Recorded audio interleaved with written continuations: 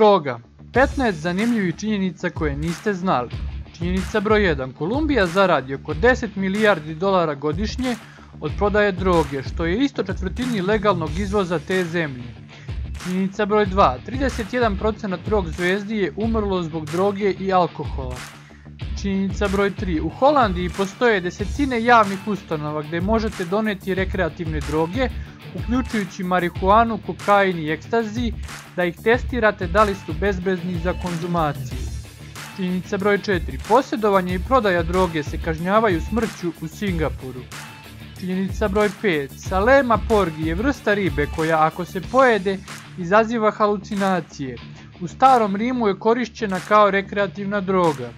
Činjenica broj 6. Postoji lak za nokte koji detektuje droge za silovanje tako što potopite prst u piće.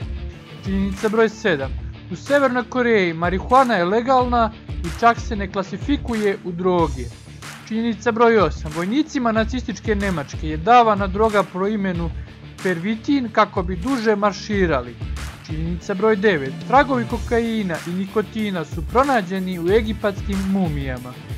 Činjenica broj 10. 2015. godine 50.000 ljudi u Americi je umrlo od predoziranja drogom. Činjenica broj 11. Naučnici proučavaju genom Ozzy Osbourna kako bi saznali kako je on uopšte živ nakon toliko godina zloupotrebe droge i alkohola. Činjenica broj 12. Preko 100.000 beba u Americi se rodi navučeno na kokain zato što su njihove majke konzumirale isti tokom trudnoće. Činjenica broj 13. Skopolamin, poznatiji kao đavolji zadah, je najopasnija droga na svijetu zato što pretvara svoje korisnike u zombije. Činjenica broj 14. Samo 1% ljudi navučenih na heroin pristaje na rehabilitaciju. Činjenica broj 15. Trenutno oko 208 miliona ljudi širom svijeta aktivno konzumira drogu. Za više videoklipova pretplatite se na kanal Pantopedija.